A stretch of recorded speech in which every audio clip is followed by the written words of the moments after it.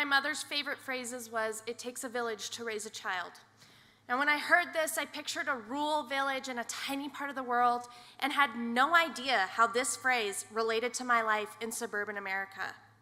But now, as someone who spends 50 hours a week teaching kindergarten, I know what my mom was trying to tell me. She wanted me to realize that much like many of you in this room, I am a product of many adults who invested in me and cared about my future. Unfortunately, this concept seems even more outdated than it was 25 years ago. It seems like every time I am in public, I see adults giving parents a judging glare as their kid wreaks havoc on a magazine stand, or completely avoiding interactions in general out of fear of their intentions being misinterpreted. It seems like more and more people are adopting the philosophy of not my circus, not my monkeys. But they don't realize that the kids of our community stand to lose a lot when we think that way. Not my problem is something I am sick of hearing when it comes to the children in our community.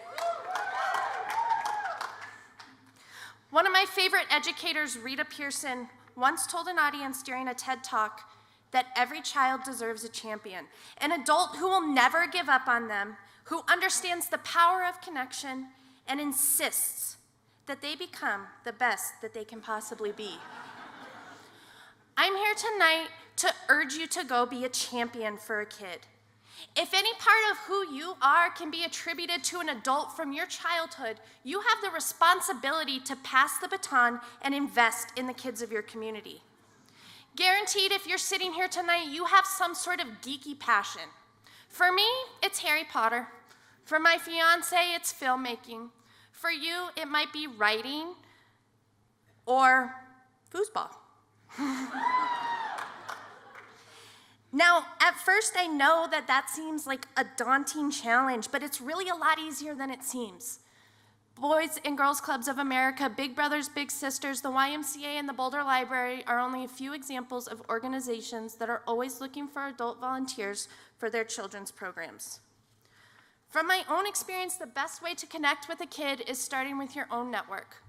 I based my livelihood out of being a nanny for 5 years, and I started by making connections, asking families to introduce me to other families in the area. You know someone who has kids. Ask them how to help. Ask them what they wish they got from their village that they're not currently getting, and I'm sure most of them would be more than happy to let you teach their child a new skill, craft, or activity. This style of community building has many benefits. It teaches children what healthy adult-child relationships should look like and makes them less likely to fall victim to a predator. Most importantly, it gives kids a chance to bond with an adult who might share some of the same geeky passions as them. An adult who can open up a world of opportunity that they might not have been privy to otherwise. I see this all the time in my classroom. When a guest speaker comes in and connects with a child who before then never thought they would meet anyone in the world who thinks like them or likes the things that they like. I bet you can remember that person from your childhood, that one teacher, coach, or mentor who just understood your interests and adopted the goals and dreams that you had as if they were their own. You can do that for a kid, and you should.